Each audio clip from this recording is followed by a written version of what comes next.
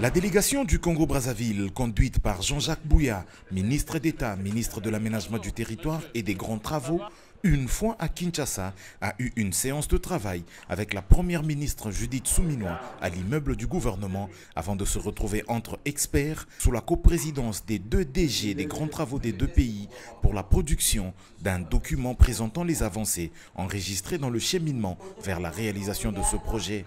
Les précisions du ministre d'État du Congo-Brazzaville, Jean-Jacques Bouya.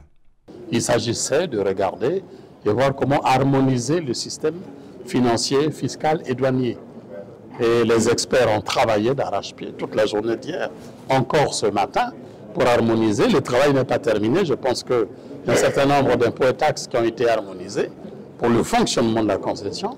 Il reste encore d'autres impôts et taxes, évidemment, à harmoniser pour que cela soit favorable aux investisseurs. Ce travail qui s'est réalisé du 14 au 15 janvier 2025 a permis la levée d'une grande partie des obstacles au projet pont-rail-route identifié lors de la réunion du 2 novembre 2022 à Abidjan en marge de la 3e édition du Forum pour l'investissement en Afrique. Il permettra ensuite le lancement d'un appel d'offres pour la sélection du concessionnaire du projet. Les assurances de Alexis Gisaro, ministre d'État, ministre en charge des travaux publics en République démocratique du Congo.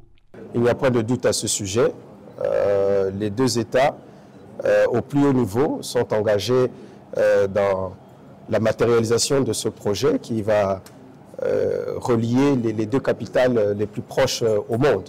L'objectif recherché, c'est de booster les échanges, d'abord humains, parce que nous sommes deux peuples frères, mais aussi des échanges économiques, parce que l'Afrique a tout à gagner à être interconnectée. Dans la suite de cette activité, le 27 et le 28 janvier prochain, les deux régies douanières de deux pays se rencontreront à Kinshasa pour parfaire le régime fiscal et le 29 janvier, ce sera la grande commission qui validera le travail. Cette étape constituera un grand pas vers la mise en œuvre de cet ouvrage stratégique qui, une fois réalisé, stimulera l'intégration régionale et le développement économique des deux pays.